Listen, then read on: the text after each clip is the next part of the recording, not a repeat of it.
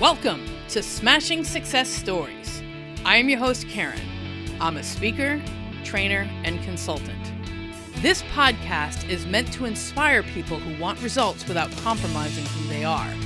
This is for folks that want to stay true to themselves while living in a world that challenges our humanity. So welcome, humans, champions, legends, to Smashing Success Stories. I'm glad you're here, and I'm glad we're doing this together. Let's get started. Welcome, legends. This is your host, Karen, and you get a double Karen shot today. I am here with the lovely, amazing Karen Lee Coss. Karen, thank you so much for joining me today. It is my pleasure to be here with you today. That warms my heart. So a little bit of background for everybody. I'm going to throw an article in the show notes and a bunch of resources. Karen is a dear friend of mine. I'm so grateful that she took the time aside to meet us and to have a conversation with us today.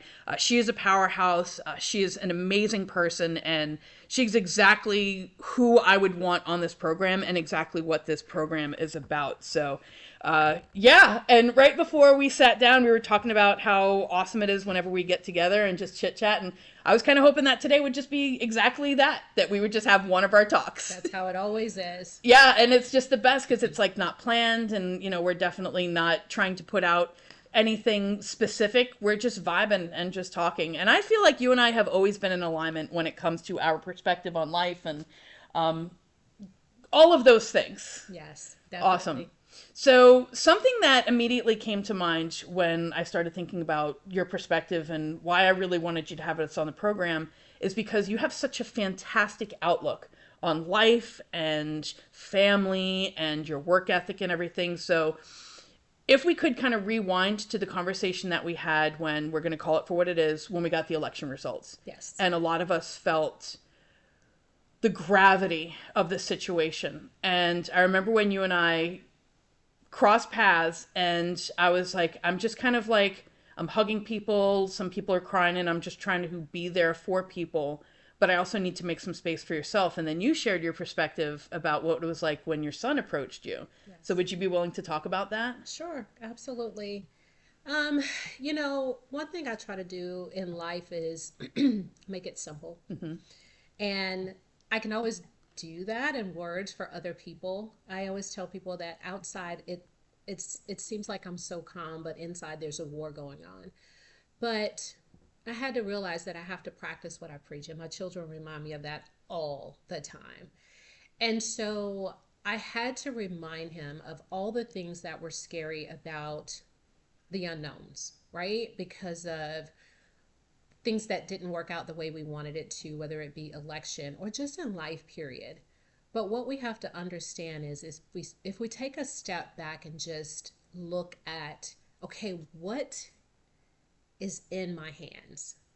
What can I do to make a difference just in my real estate? And that just means where you are, the people you're around, and all the things.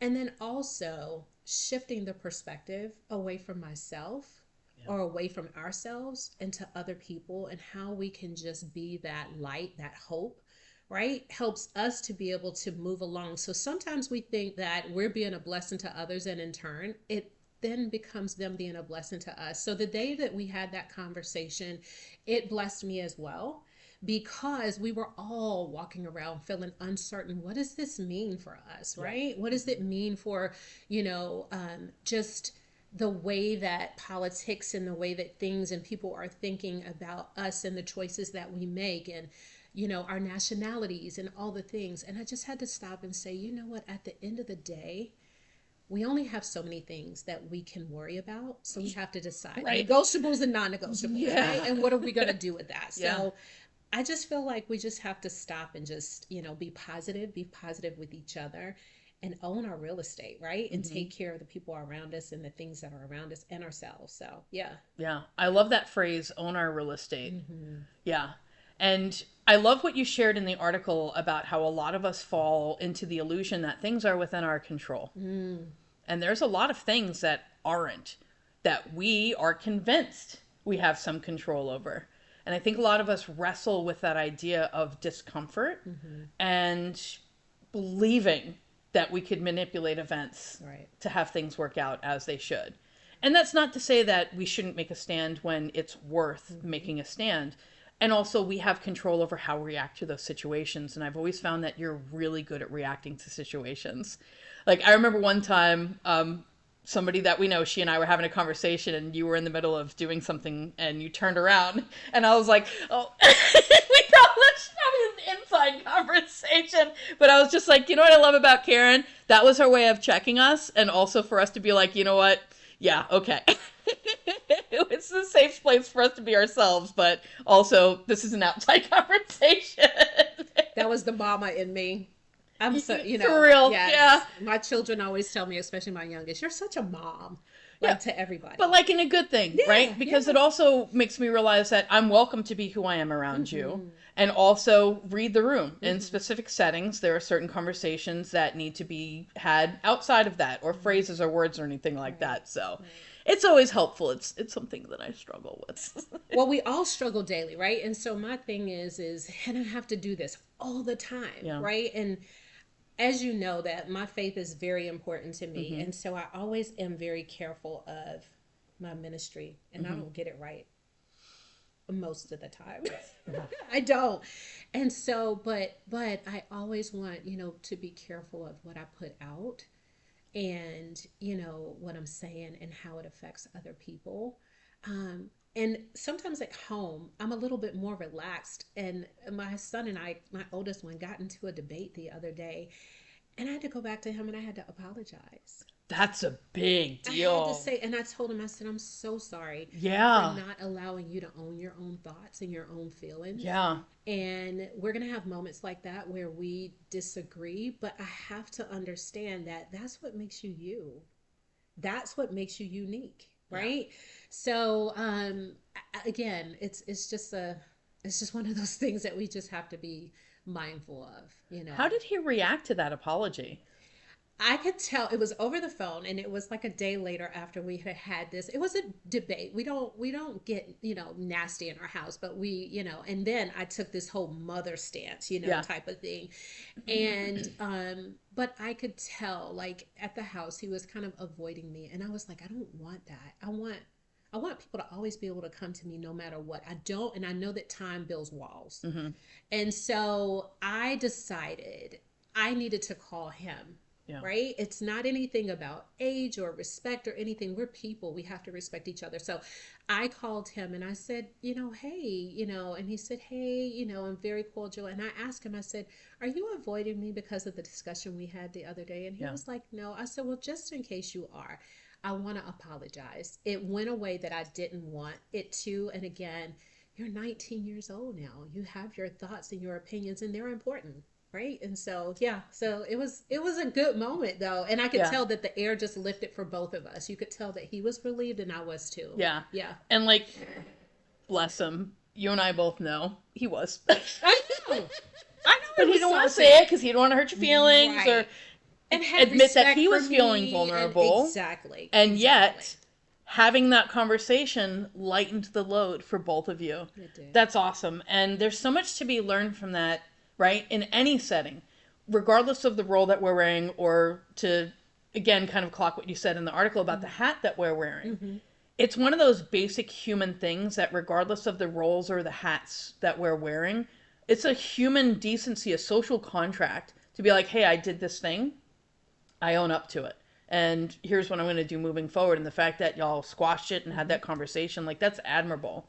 And like going back to the whole idea of roles, for a parent to do that, I can't imagine how many people are going to feel the relief and the acknowledgement that there is somebody out there that's actively doing that. Yes. And it's important. Yes. And knowing your leadership style, and another thing I really appreciate about you is in a professional setting, even though you wear your hat at home as the caregiver, as the parent, as the spouse, when you're at work, if nobody knew that about you, the amount of stuff that was on your plate, they would have no idea.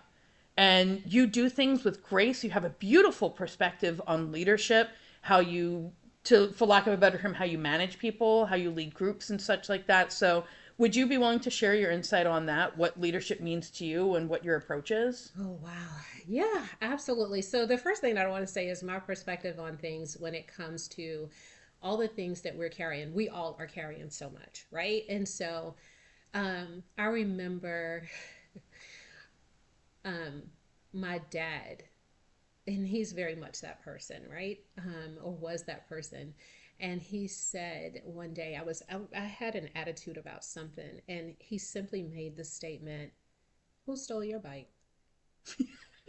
Who stole your bike? Because it wasn't me. Okay. And basically, what it was I don't know what the issues are that you're having and with who, but you cannot carry that attitude to each relationship or each person that you're dealing with throughout the day. Right. So when I get up in the morning, and whether that is that my mom has been up until 3 or 4 o'clock in the morning and all the things, it's all in perspective. And so when I get up in the morning and I have to be to work and I have to be the manager and I have to oversee, the people that I work with, because as a manager, I don't ever say they're under me, because nobody's ever under you, right? We're there for each other, and I don't bring those things into the workplace. We share, and I say, I'm so tired, right? Sure. But we're Yeah. going to keep pressing. So when it comes to those things, that's the first thing. I like to make sure that I am not bringing what I may be carrying into another space. The other thing is I I lead with empathy, but I also think about the people that are around me. I don't look at, and I've always said this, titles are just that, right? But we all have a piece to the puzzle that we have to bring to fulfill the whole thing. And so, how we work together, how we take care of each other, how we ask those questions, how we check in, but how we hold each other accountable to the job that needs to be done is the way that I like to be a part of our team. And that is it. And I would take joy in hearing, right, for people that I work with and talking about, how I lead, because we always can learn. But I just feel like it's important for us to know that we are a team and that we're here, and all of us have a very important part of that. And so I may be the spokesperson, but I'm also the person that's going to be able to pull you along, to be able to listen out for opportunities for you, and all the things. And I say this to them at work, and I say this to my children. I'm always going to be three places. I'm going to be in front, pulling you along, beside you, right? And behind you, pushing you to where you need to go. And I'm just that person. I'm just that person in life, period. So, yeah. It's so important in leadership, because often the people who are in leadership are the ones who wanted to be there, and those are often the people who should not be there. So when you went for it, I was excited, and when you got it, I was even more excited, because you do it for the right reasons.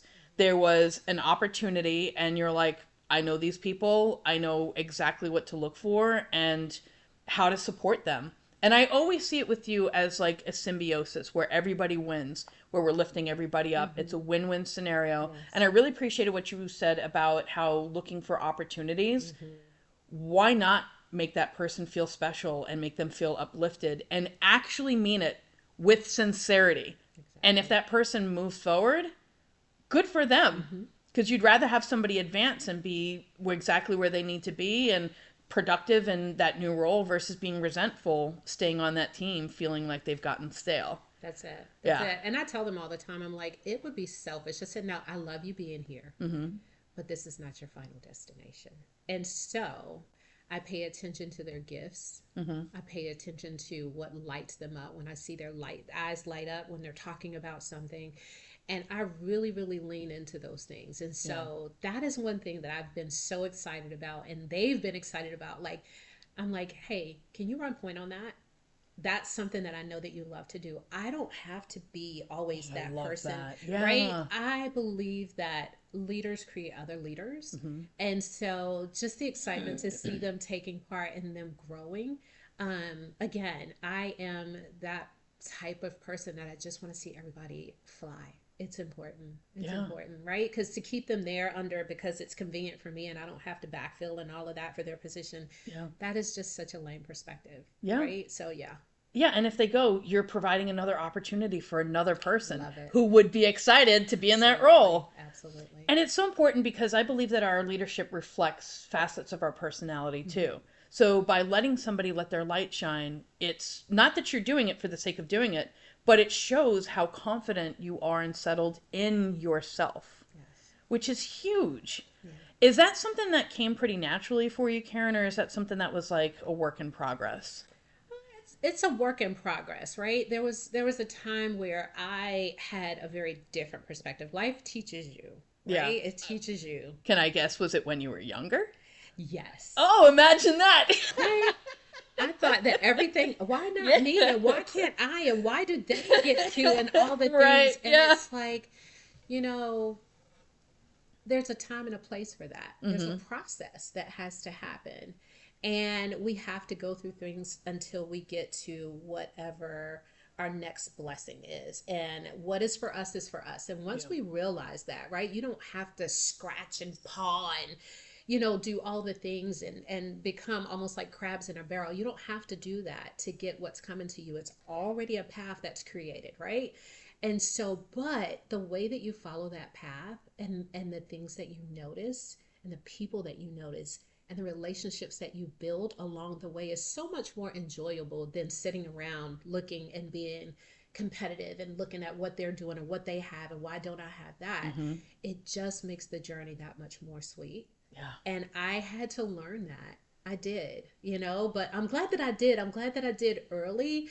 And so now I'm able to enjoy all the parts of it. And it's something that I have to remind myself of every day, because it's natural to wake up and be like, why can't I win the lottery? And why can't I have and why can't I in all the things? And that's just not a part of our process. That's not a part of our journey. And so we have to look at the things that are there and be thankful for those things and enjoy those things. And thank you for that insight, right? Because even doing the work, we know there's a reward waiting for us at the end. But still acknowledging things would be so much nicer if they were easy. Okay. And it's always refreshing hearing somebody who is positive and has a great outlook on life to also be able to see, well, shit makes great fertilizer.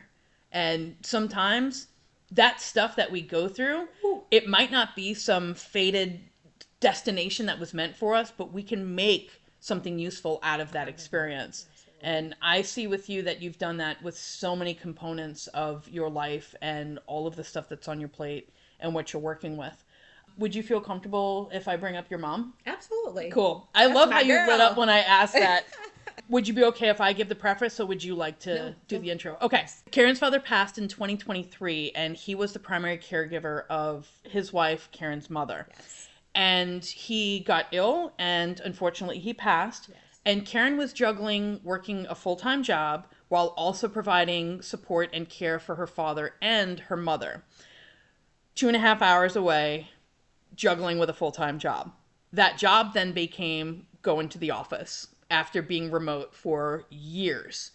And Karen, again, nobody would ever know that she was juggling these things. After her father passed, was juggling with this going back into the office and decided to bring her mother into her home with her father and 2 sons. To the point where you bought a bigger house to make space for your mom. Absolutely. And this whole time, I have always witnessed how you saw this as a wonderful blessing and how your family pitches in and helps you out. Having been in a similar situation, having to provide palliative care for folks that especially did not want help. And it's like, which do you want? Right. Do you want help, or do you want things to go slow and painful? Please let us help you. We love you. And for me personally, I'm just going to be fully transparent. It's hard. It's hard, and I had feelings of resentment and the whole why us, why me.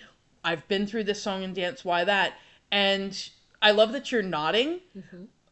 So I want to hear like how like your take is on that, like living with all of that stuff that you had going on and acknowledging, yeah, this is hard, but also your beautiful perspective and the parties that you throw for your mom and how you just, when she's talking, you just go along with it. So would you elaborate on that? Absolutely. So, wow. The journey is rough still.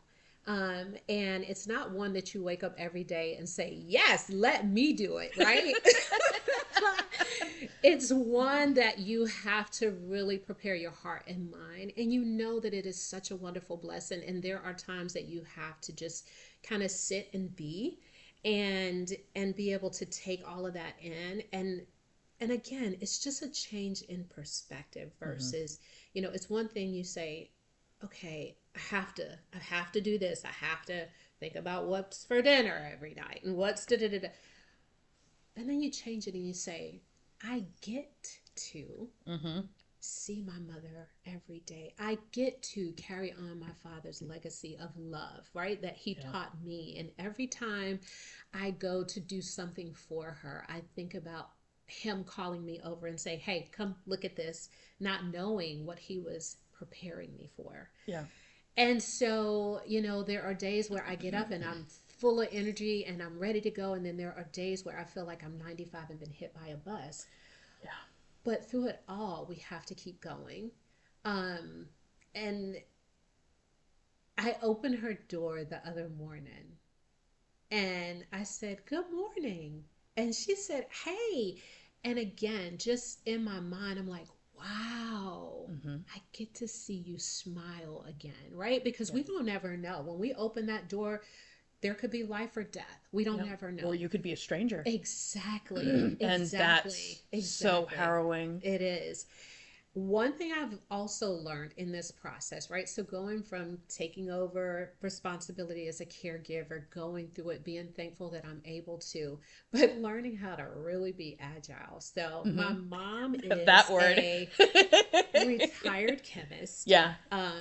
Always been just super smart, go-getter, fast mover. She retired early, opened her own business in the event planning world and was so successful that, she has done governor's balls and all the things. And she had a situation where her colon died. And so she was in the hospital for an entire year, had to learn how to walk, talk, all the things. And she did that and learned how to drive. And then maybe 3 years after that, that was when she had the stroke. And it compromised her most talented part of her body. Oh gosh. Her right side, her hands, which she created things and all the things. But the way that she wakes up every day, I have no choice but to be excited. And we don't ever know. We call them episodes, right? Sure. So there may be a day that there's some children out the window. Do I see them in the bus? And I've learned how to go with what we call a therapeutic lie. And sometimes it is the most exciting and fun journey to go with her, right? So the other day she tells me, she said, I think I'm going to retire. I said, girl, no. You finally, she said, yes, I do. And she said, now, how much do you think they'll give me? And I said, I don't have those types of conversations with other co-workers. That's an HR question. She said, you are right. I said, remember, you have your master's in HR. She said, I do, and I need to go to HR. So it's just one of those things that instead of trying to convince her, Mom, you're already retired and all that thing. Why not take this beautiful journey of her new mind and the things that there are other days where she is so sharp and on point. Yeah. We do activities called the ABC game, and I'm thinking that she's going to just call out this easy word. So the other day I get to D and I said, D, give me a word for D. And she goes, duplicitous. And I was like, what? Okay. Never mind this game, because your words are bigger than what I'm thinking. Oh my. Right. And so it's just one of those things. Or I may have to climb in bed with her at night because she thinks she still can walk. And so she's on this journey on a bus and I'm falling asleep. It's 3:00 in the morning and it's nothing for her to hit me on my shoulder and say, wake up and keep your eyes on the road. And I said, girl, I didn't even know I was driving. But okay. But after I think about it, there's no place I'd rather her be, right? For me to be able to climb in the bed with her at night and to go through that experience and to make sure that she's calm and taken care of, to know that she is comfortable with people that she loves, to know that I know how to navigate through those episodes with her. It is such a joy. It's hard. Sure. But it's a joy. it is a joy. And my children watch me, and I see them start to do certain things with my mom and start to play those games with her, and she just loves it. And so I'm like, it's a blessing. All the years that she worked so hard and missed out on some of the things with the kids, she's gaining those things back. Yeah. And it is a blessing. And I know that my dad is happy. I know that he's looking down and just excited for the things that we're doing together. Yeah. Yeah. That's awesome that you feel that and you give yourself permission to feel his love. Yes. Because Yes. you know it's there. Absolutely. 100%. Absolutely. Yeah. Absolutely. And I love that it's good trouble, right? Like, Yes. even as a woman of faith Mm-hmm. who does these play-alongs, these role plays, because it's pretty much improv 101. That's all it is. It's yes and just go with the flow. Yeah. And it's such an effective strategy for folks that are struggling with memory issues. Yes. Instead of resisting what they're going through, just playing along. With my Nana, after Papa had passed, when it would be raining outside, she's like, we got to get on the phone. We got to call. Right. I was like, all right, come on, Nana, let's go ahead and get on the phone. Right. So we'll call a friend or family member and Right. have them pick up and just have the air just do its thing. And she's like, I'm playing cards with the girls. It's going to be a while.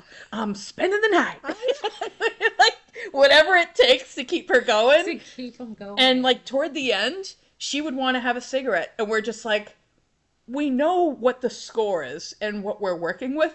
Let her have a cigarette. She's got bigger things to Yeah. deal with. And Yeah. just giving folks in that situation some peace and semblance of like being acknowledged as a human being who Yeah. has desires and needs. It's like beyond just giving them basic dignity. It's giving them something to continue to look forward to and to live for. Yeah. There's a story about two folks in palliative care, and one of the folks, they were both bedridden. One had a window-facing bed, and the other one lost sight. And the person who had the window-facing bed would explain what's going on outside and what kind of weather was and all that kind of stuff. And then come to find out that person was blind. And they did that to keep their roommate just going. And like these kind of like very beautiful gifts that we can give to another human being, just giving them that humanity, it supersedes our preconceived notions of what is definitively right and what is definitively wrong. And when the time comes and we face our judgment, we'll see what the final verdict is. Yeah. But I think those at the gates would be okay with stuff Yeah. like that. And at the end of the day, I think it's your heart, right? Yeah. And so everything that you do, it may not be right, but if I had the best intention, right? That's what is so important. And I reflect back to the days that we were in the office, and I don't even think you realize this, but we would hear your conversations that you were having, right?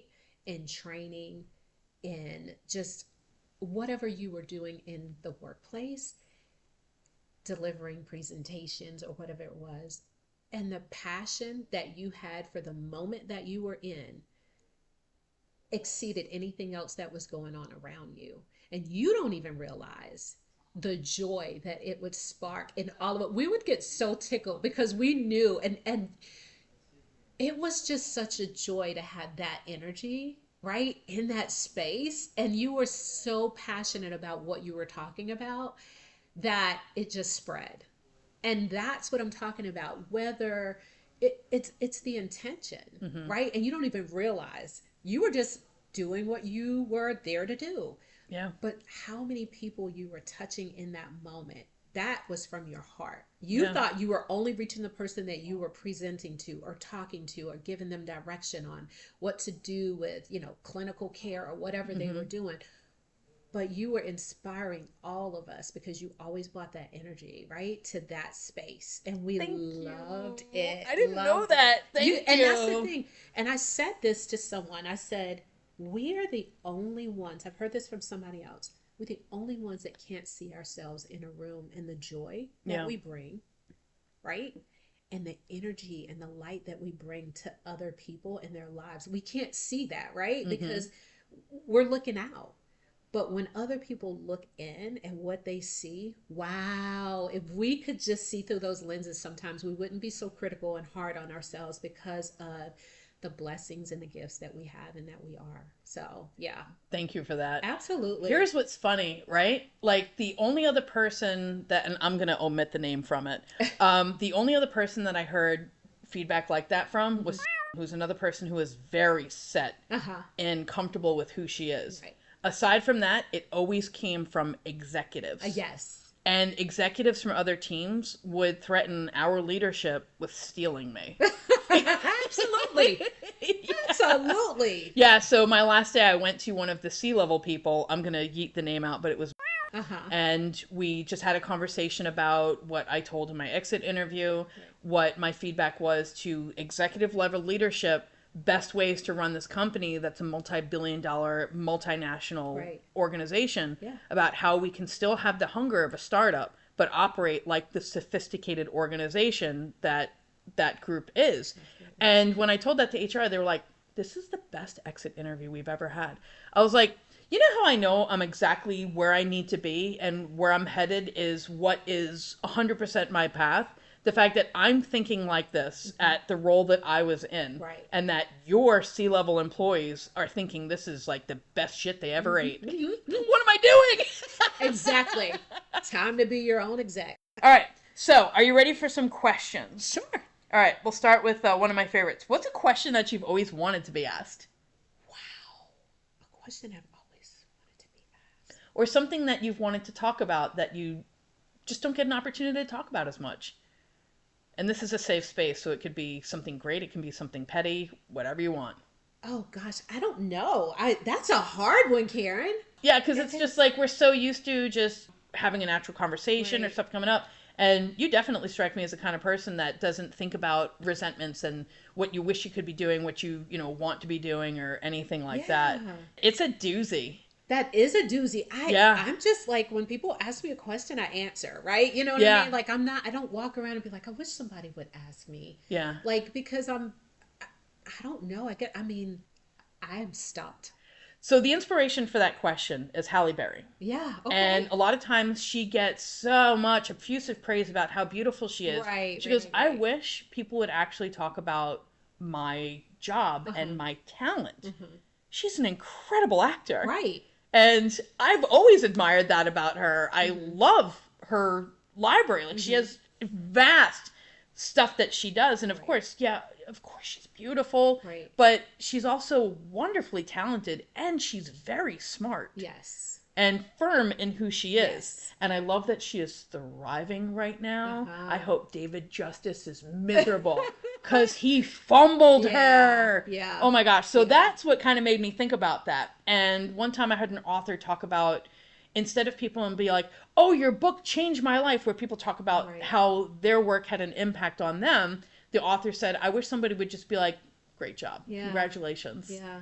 But like when you ask John Cena something like that, where people are just like, oh, are you tired of people doing the you can't see me and all that kind of stuff. He's like, no, because that's way of people connecting with me. Yeah. And they're just trying to make a connection. And yeah, of course, I see a lot of people, I do a lot of things.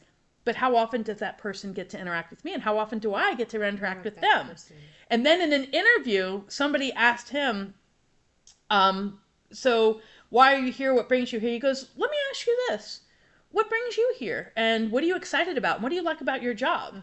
And then when the person was like, wow, so I came here from India and I wanted to do this and now I get a chance to talk to people and meeting you and promoting your movie, I feel like this is like exactly where I'm meant to be. And John says, thank you for answering that. I really appreciate your perspective. I love that. And I was like, gosh, I love him. I know. Well, and that's the important part. Like, the other day I had a meeting with a data scientist. Okay.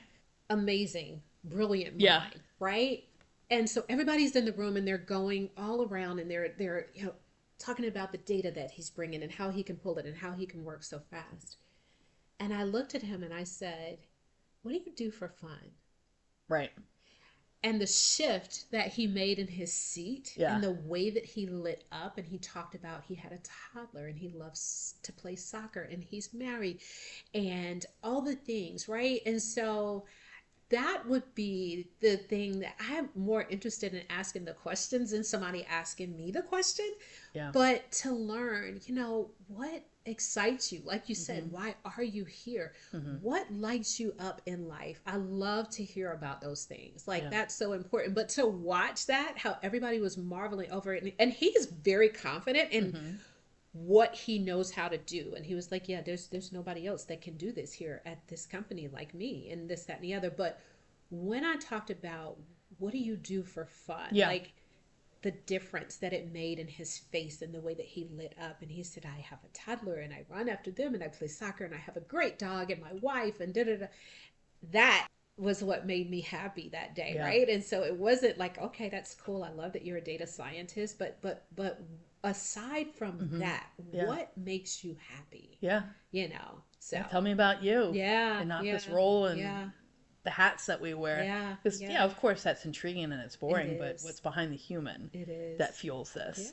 Let me kind of repackage this. Well, two things. One, that could also be something to come up when you're talking to your team. If there's something that they've always wanted to talk about that they haven't brought up before, now they have a safe space to do that. Love that. And I'm the kind of person that, prompted or not, I'll talk about it. Right.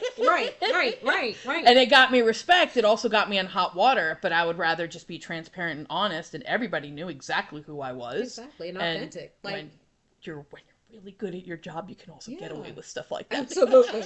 You're amazing. Thank you. Yes. If you were to give a TED Talk, what would your topic be? Someone asked that question the other day, and everybody in the room were like, shopping and clothes and all the things, because I do love beautiful clothing and I love shopping and all the things. But there's a psychology behind all of that. And so I could give a TED Talk on the things that you wear and what they say about you today. Not from a standpoint of name brands and all the things. But, when I got dressed today and I was meeting with you, I was so excited. I was like, this is one of those situations where I'm so relaxed. Like, I just want to throw on a comfy t-shirt and some good jeans and, all while still within the things that I love to do and wear and all of the things, but just, it was such a comfortable situation. And there was a time where I wanted to start a clothing line, and my son and I were just talking about what that would say, what the label, what would it be? And I could not wrap my head around it, right?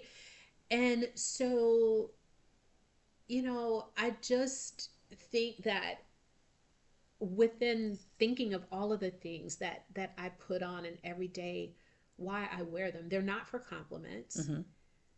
They are an extension of the way that I feel that day. So there are sometimes that I just have on yellow and I'm like, yes, this just reminds me of being in this place or where I would like to be. And so the other day we were talking and I was like, man, I always want to feel like I'm kind of on corporate vacation. Okay, sure. Right? Yeah, relax, but still feel good because you look good. Exactly. So I think that would be my TED Talk, right? Yeah. You wearing what makes you happy and what makes you comfortable and what makes you think of just life as being a beautiful thing. So I think that's what it would be. It's just like how we use our words to express ourselves. Clothing can also be a component of that. And if you ever did go down that path, I could see you, instead of doing like full outfits, doing pieces.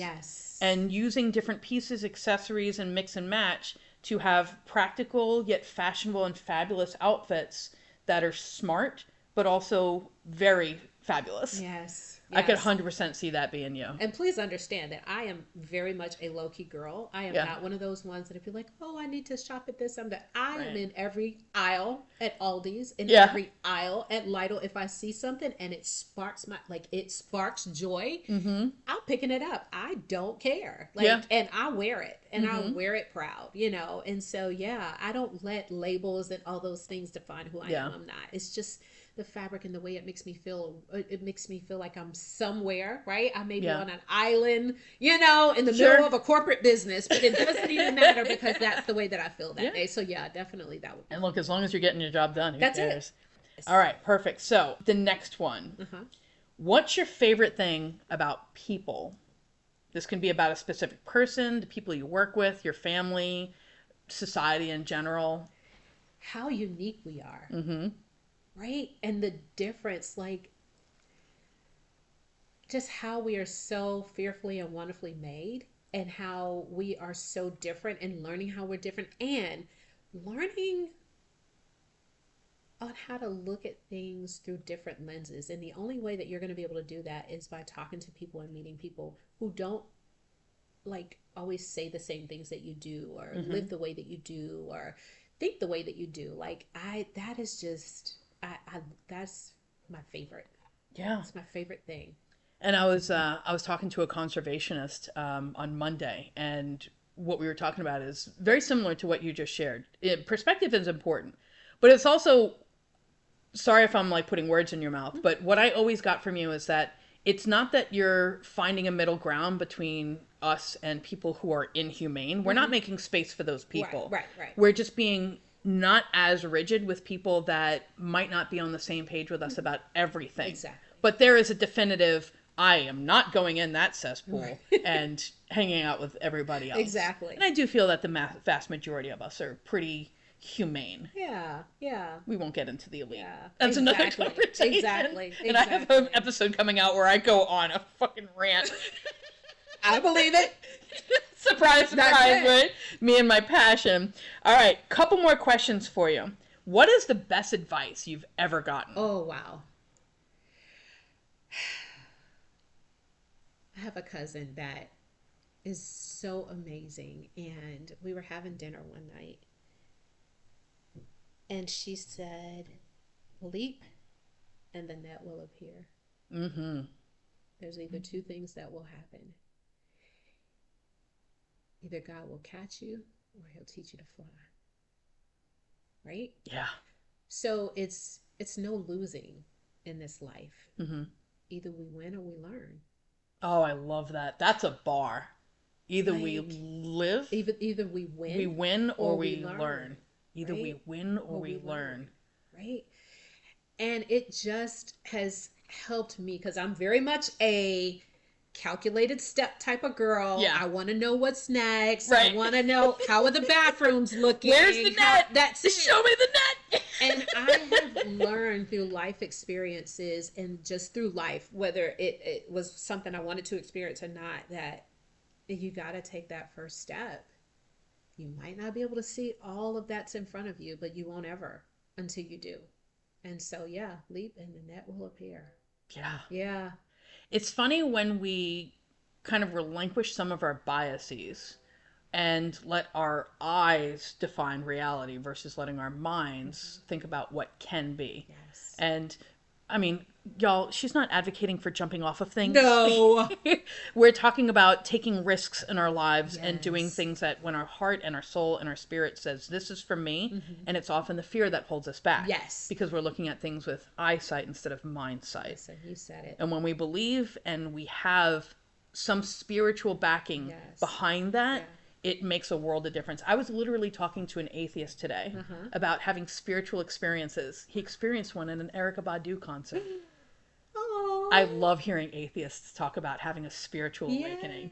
Yes. Because whether or not people have a system of faith, that higher power is there whether they believe in it or not. And it was cool hearing him talk about it. I know. Yeah. And then even having a heart to open to accept that, right? 100%. I love that. It's so cool. I love like, it. I'm all for people having something, whether it's a faith or the Right. opposite of Right. being like, no, I do not believe in that.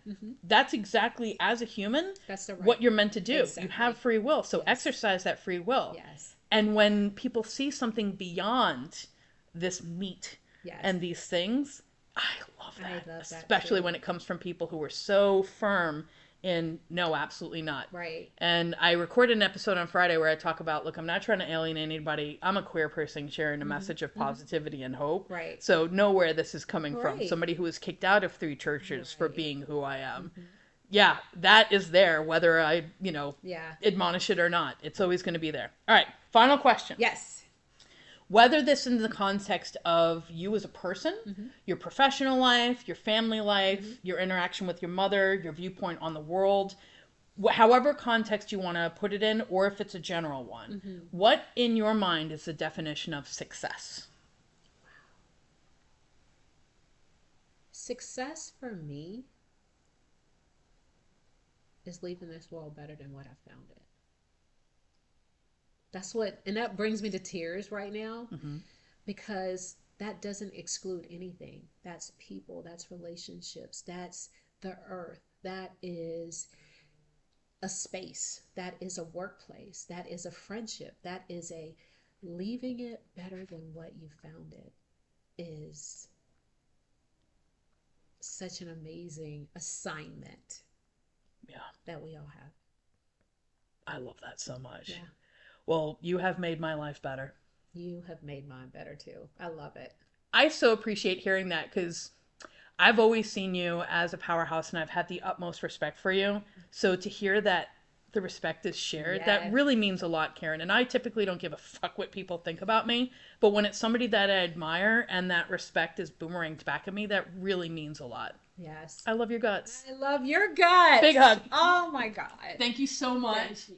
for being here, for doing this with me. Thank you. Absolutely. And thank you for having me. This has been an amazing experience I've never done before. So thank you for this. Well, the best part is you come across as seasoned and professional because you're authentic and there's no pretense in who you are or what you say. This is how it is. And the good thing is, when I share a message of authenticity, it's so that people who are inherently good can shed those doubts, the imposter syndrome, and blossom and be who they are.